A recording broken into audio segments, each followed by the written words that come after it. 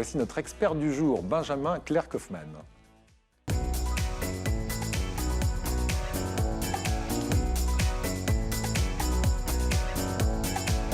Conseiller en gestion de patrimoine. Bonjour, Monsieur Kaufmann, comment ça va?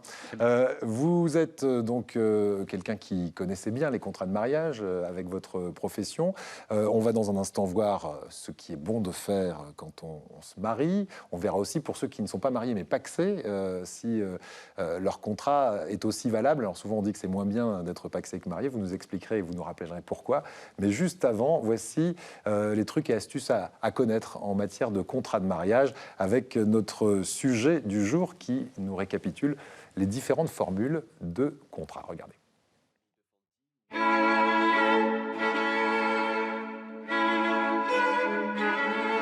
Attendez, excusez-moi, mais vous avez pensé à faire un contrat de mariage pour vous protéger?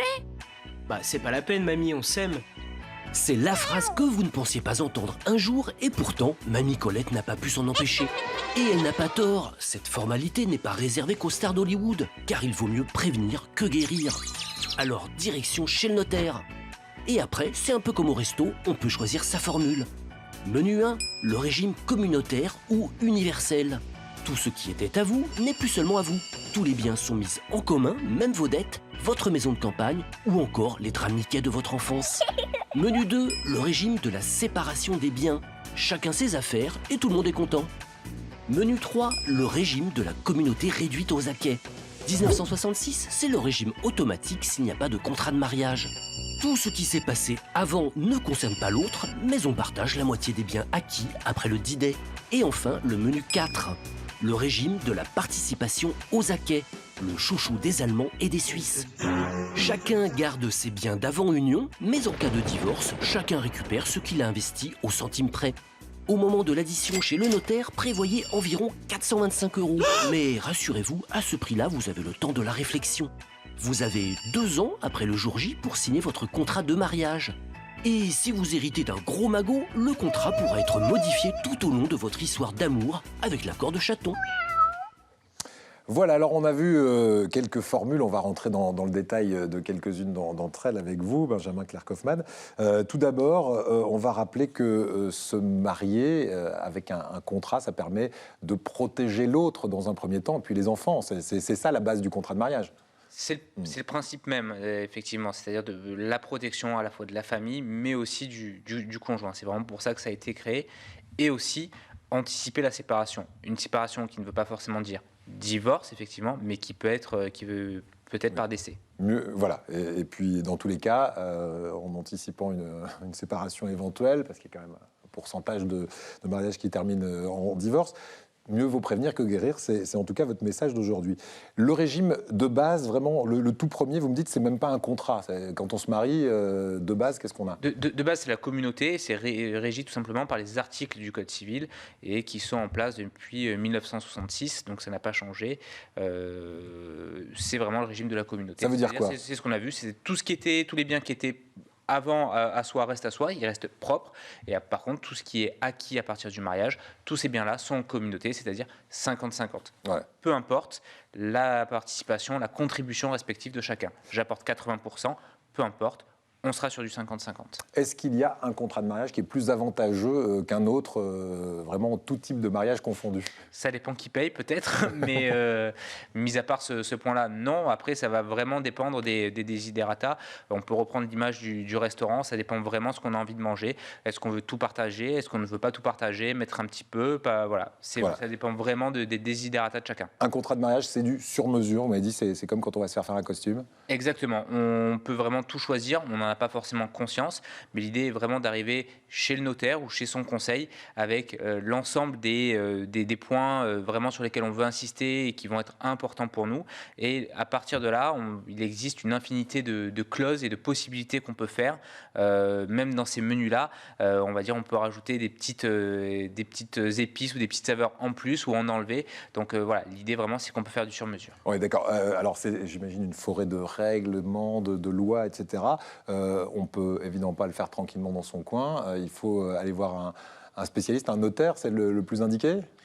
Moi, je vais pouvoir vous conseiller, mais par contre, en tout état de cause, je n'établirai pas le contrat et je ne vais pas l'enregistrer. Par contre, je suis à même de vous apporter un ensemble de conseils, mais la case notaire sera, quoi qu'il arrive, obligatoire. En tant que gestionnaire du patrimoine, hein, Tout à fait. pour votre partie. Combien ça coûte un contrat de mariage ? Ça dépend. Ça dépend de ce qu'on met, ça dépend de ce qu'on lui demande, ça dépend si on fait derrière des clauses de mise en communauté, fourchette, etc. ça peut... Il n'y a pas de fourchette, vraiment, ça va dépendre de chaque Ouais. notaire et ça va dépendre de Mais plutôt quelques centaines d'euros, quelques dizaines d'euros, on est... quelques dizaines peut-être pas, Ouais. mais quelques centaines d'euros, aux alentours de 500 euros, normalement, vous devriez pouvoir trouver votre compte. Alors, Sauf si tu es star à Hollywood, où là, Oui. à mon avis, tu rajoutes quelques oui, zéros. parce que ça va prendre des mois et des mois avant Et en fait, tu te paries jamais. de bien rédiger le contrat. Voici la question selfie du jour. Elle vous est posée par Léane. On vous écoute, Léane. Bonjour, je m'appelle Léane, j'habite à Aix-en-Provence et j'aimerais savoir si un contrat de mariage est obligatoire en mariage civil et si on peut changer les termes du contrat en cours du mariage. Merci. Alors, en gros, contrat obligatoire ou non pour un mariage civil, et peut-on changer les termes en cours de route ? Alors, non, déjà pas de contrat obligatoire, c'est-à-dire quand au moment de la mairie, au moment du mariage civil, tout simplement, l'officier d'état civil va dire c'est un mariage sur lequel il y a eu un contrat déposé et va donner le nom du notaire chez lequel le contrat a été déposé, ou dira c'est un contrat sur lequel il n'y a pas eu de mariage, de contrat. C'est un mariage sans contrat. Oui. Donc ça, on n'est vraiment pas obligé du tout de mettre en place un contrat, même si on va et on fait un mariage civil. Premier point. Le deuxième point, on peut effectivement le changer en cours de route. On peut, c'est très facile les 2 premières années. Par contre, après, il va falloir l'autorisation effectivement de son partenaire et aussi en faire la publicité. Ce qui veut dire que, par exemple, si j'ai contracté des dettes et que je suis marié sous le régime de la communauté, ces dettes vont donc être communes, je ne vais pas pouvoir du jour au lendemain passer dans le régime de la séparation et de dire je n'ai plus de dettes. D'accord. C'est pas possible. On va Ok. en faire la publicité et les créanciers pourront à ce moment-là s'opposer ou non à ce changement. D'accord. Quand vous dites qu'on doit avoir l'avis du conjoint au-delà de 2 ans, ça veut dire qu'en dessous de 2 ans, on n'est pas obligé ?